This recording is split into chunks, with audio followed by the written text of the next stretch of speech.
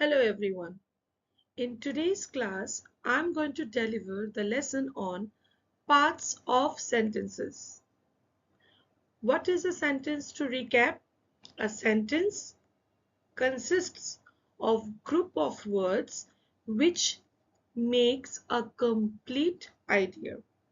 So now every sentence in English language can be divided into various parts. So here we go. The first that we are going to deal with is termed as complete subject and predicate. Simple subjects, simple predicates, or as we term them as verbs, verb phrases, compound sentence parts, subjects in unusual order. This I'll explain a little more details. It might sound a little confusing initially.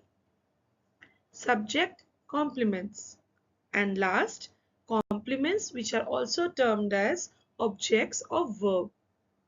Moving ahead with the last segment, fragments and run-on sentences. New terms I can understand, but yes, once explained, you will be very easily able to comprehend them. First, we are going to deal with complete subjects and predicates.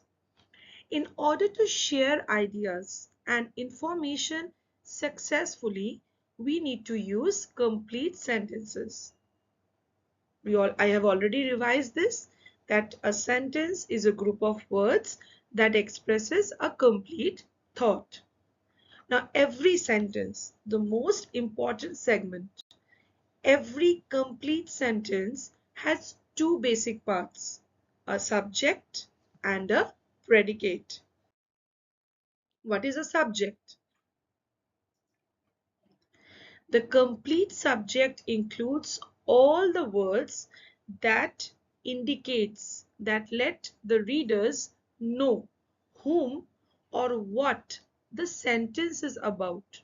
What is the sentence talking about? Is it talking about one person, a group of person, or about what? For this example, some architects bring nature indoors. If you can check, some architects are being highlighted with red color. Why? To indicate that this is the subject of the sentence about which the sentence is talking about. Right. So this is termed as complete subject. The next, the complete predicate. What does it include? It includes the verb and all the other words that complete the meaning of the verb. In other short terms, we can say in an English sentence, rather I should say in a sentence in English language, if I identify the subject, the remaining rest of the sentence turns out to become the predicate. Some architects bring nature indoors. In this part of the sentence, some architects, which is the subject, so the remaining rest part of the sentence, bring nature indoors, turns out to become the complete predicate. Next, simple subjects. What is a simple subject? A simple subject is the main word or maybe the main words in the complete subject. The descriptive words which are part of the subject are termed as the simple subject. Same example as we explored in the previous ones. Some architects.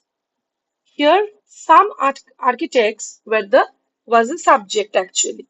But if I talk more specifically, highlighting the simple subject, then it turns out to be the word architect, which becomes the simple subject.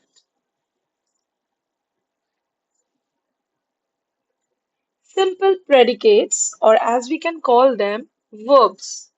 The simple predicate is nothing but the main verb, which is a part of the complete predicate. Some architects bring nature indoors. Bring nature indoors is the part of the predicate. In this part of the predicate, we have to highlight, rather, find out the main verb. And the main verb itself is termed as the simple predicate. Now we will talk about what are these verb phrases. The simple predicate or the main verb, as we just now have seen, it can consist of two or more words. So when they are full of more words, two or more words, as I can say, they are termed as a verb phrase. So what is a verb phrase in terms of definition? A verb phrase is made up of a main verb and one or more helping verbs. They are nothing but it consists of a main verb and one or more helping verbs. Let's see the example. Some architects may bring nature indoors. So here, may bring nature indoors is the part of the predicate. The simple predicate or the main verb is bring. Let me highlight that for you people. This is the word bring, which is the main verb or rather the simple predicate. And this term may is helping. It's the modal verb as we know. This may term is helping the main verb to explain the sentence with a more complete idea. So this may bring is termed as verb phrase.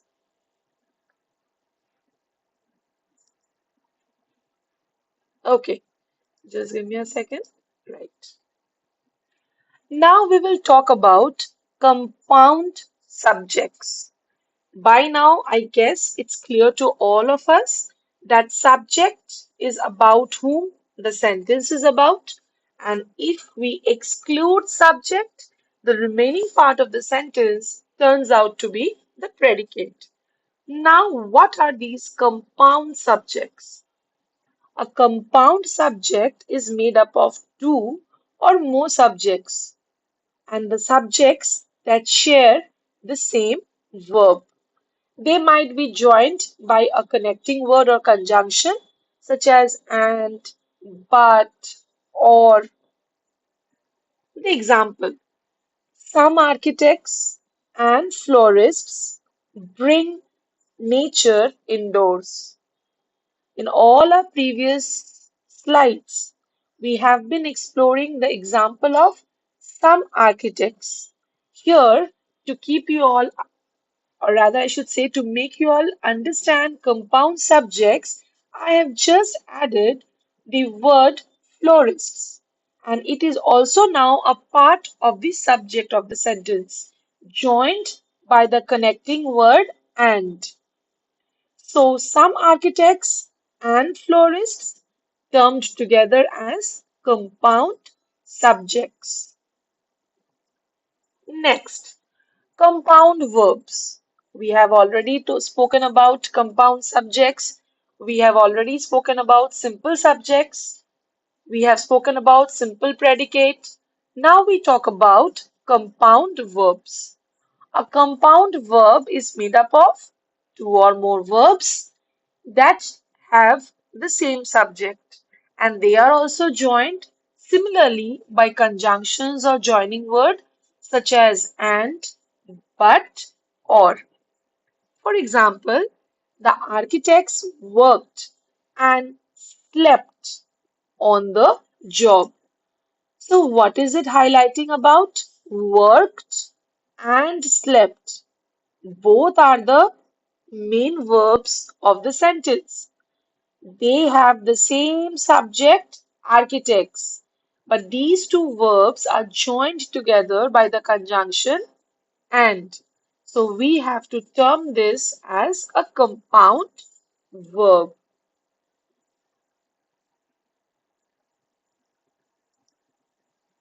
Proceeding further. Subjects in unusual order. This is something new for all of us to explore. In a question, the subject, where is it placed? It always comes after the verb or maybe between the parts of the verb phrase. For example, does the weather look good for the game? What is the subject here? Which is the subject here? The weather. More specifically, weather. Which are the verb phrase? Does and look. So, the subject is placed between the verb phrases. And as I have seen, this is a major error, or rather a major section where many students, many of us do error.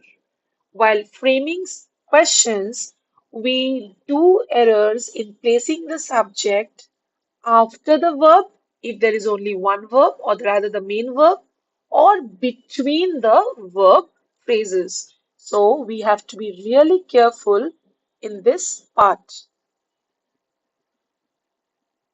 If the sentence is making a command, it's giving an instruction or an order. So where the subject should be placed? The subject of a command, or rather, as we know, imperative sentence, is usually you. Often, you does not appear in the sentence. It's hidden, but it is implied. Let's have more clarity to this with an example. Meet us at the concession stand. If you can see in purple, I have highlighted the term you, which is the implied subject. In this sentence, we do not have a clearly specified subject. Meet, which is the verb, us at the concession stand. There is no subject which is specifically mentioned here. But we should know from now that since this is an imperative sentence which is stating a command, so you is the hidden or rather the implied subject which is there. Now we proceed to the next segment or part of sentence, which is subject of complements. What is a subject complement? A subject complement is a word or a group of words that follows a linking verb and it renames or maybe it describes the subject. To get more clarity to whatever I just now read, butterflies are fragile. Such a sweet example. Here, butterflies, subject, are is the linking verb, fragile is the complement. Why? You might say, ma'am, this is a part of a predicate. Of course. Excluding subject, the rest of the sentence is always a predicate. But as I have been explaining in this, predicate has more parts to explore. Subject has more definite parts to talk about. So if we talk in details, predicate includes the verb as well as the complements. Now, why is it termed as a complement?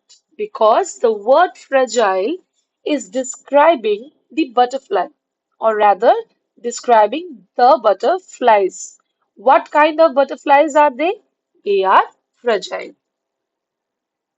Next, we talk about predicate nouns. What is a predicate noun?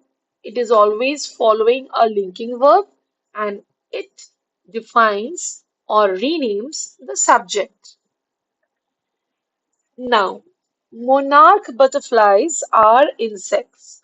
This is the example in which we will get a clarity to What is a predicate noun? Butterflies, subject, are is the linking verb. So butterflies are defined as what category? Insects. And insects are what? Termed as noun. So this noun falls in the part of the predicate. So it is termed as predicate noun. Moving on with more such examples. Cocoons become butterfly nurseries. This is another example which is showcasing renaming it. Moving to the next segment. Predicate adjective. A predicate adjective follows a linking verb and it describes the quality of the subject, which means this part of the segment is dealing with the predicate of the sentence. For example, monarchs look beautiful. In this sentence, monarchs, of course, subject. And what is beautiful? The predicate adjective. Why? Because it is describing the subject of the sentence. What are these fragments? A sentence fragment is a part of a sentence which is written as if it is giving us a complete sentence. But there's something missing. What? Maybe a subject is missing, or maybe a predicate is missing. For example, the Rangas people in Malaysia. In this part, a predicate is missing. Build traditional homes called longhouses. In this part, a subject is missing. Instead, what should be the complete sentence? They build traditional homes called longhouses where they indicates the subject. Moving to the last segment of our class, run-on sentences. A run-on sentence is two or more sentences which are written as though they were a single sentence. Let's explore. The longhouse roof is made of palm leaves. The walls are made of tree bark. Can you see there are two different sentences separated by a comma? What are the two different sentences? The longhouse roof is made of palm leaves, which is one sentence. The walls are made of tree bark, two sentence, or rather the second sentence. These two sentences are termed as run-on sentence, but they have been joined together and we can write them as the longhouse roof is made of palm leaves and the walls are made of tree bark. With this, we come to the end of today's class. Thank you everyone for your patient hearing and please do like, share and subscribe. Thank you.